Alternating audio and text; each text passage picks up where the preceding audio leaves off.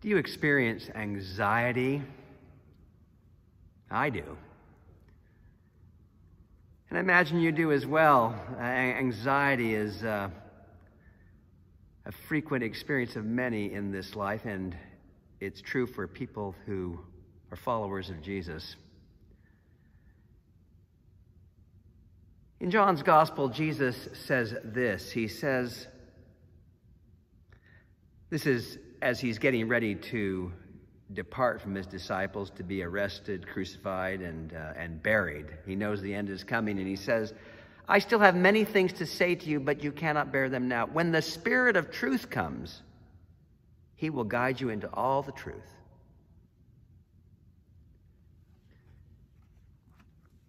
According to John, before Jesus is hauled away, he tells his disciples, you will not be left alone. I am not going to leave you orphaned.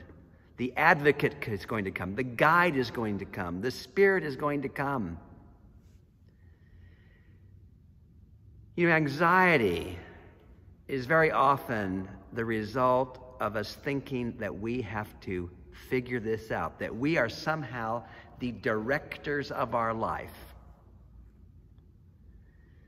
That, of course, is the way we are shaped in this society, that somehow you and I have all of the incredible gifts we need, the creativity, the ingenuity, the insight, and we should just be able to figure this out. And what that produces is anxiety. What Jesus says is, listen, I am not going to leave you alone. I'm going to give you the very presence of God, and that presence will lead you. Therefore, be attentive. Therefore, wait. Therefore, listen. This Sunday, Patricia Marie Rose will be with us. For those of you who remember Patricia, who were around then, she was part of St. Timothy's for 10 years. She was first an administrative member of the staff. She then took on adult spiritual formation responsibility. She then went off to seminary, and last Saturday she was ordained. And beginning 1st of July, she'll be serving 2 congregations in Columbus, first as a deacon and then as a priest, probably 6 months later when she's ordained priest. And you know, if I had any advice to give her, not that she's asked for it, but that's never stopped me from giving her advice, the thing I would say to her is what I have learned the most in my 35 years of ordained ministry is that the key is to wait and listen for the leading of the Spirit. And what so often happens to me, and especially happened early on in my ministry when I thought, oh my gosh, you know, they're expecting me to know what to do. What would happen to me is that I would become anxious because I thought I should know the way. Well, in John's Gospel, Jesus didn't say, Roger is the way. Jesus said, I am the way.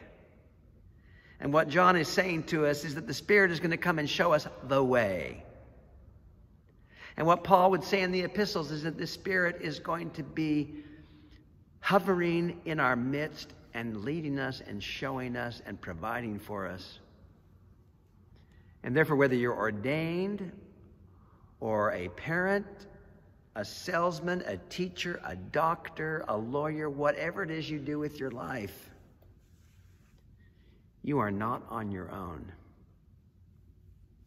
Just think of that. You are not on your own. There is a power among you and me that wants to show us where we need to go. The great challenge for us is to wait and listen. You know, we quickly want to have the answer. We quickly want to come to resolution. I found this so true during COVID. The beginning of COVID, I was willing to kind of wait and listen. And then as it went on, I thought, I ought to know what we're to do. When should we move outdoors for worship? When should we move indoors for worship? We are led to believe that we somehow have all this incredible wisdom that will show us everything. Well, it's not true. This journey is about relying on God and God alone.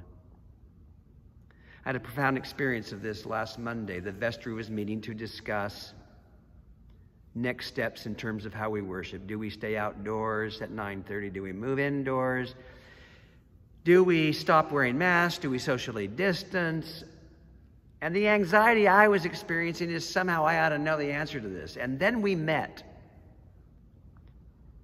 And I'll just tell you, in that meeting, the Spirit spoke. Some of us came in thinking one way and left thinking another because the Spirit provided the guidance.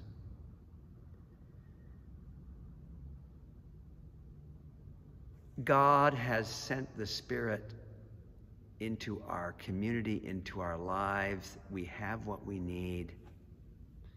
The challenge is whether we will listen. That's what prayer is about listening to the Spirit. Will we take enough time to just sit in silence and wait? Will we as a community acknowledge that we need to wait until the Spirit leads? There will always be some among us who will be saying, oh, no, just here's what you need to do. We need to sort this out now. Well, the Spirit, as John says, blows where it will. We don't know where it comes from, and we don't know where it goes. We have no control over it.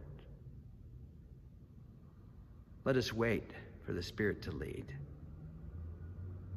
Jesus promises that it will lead.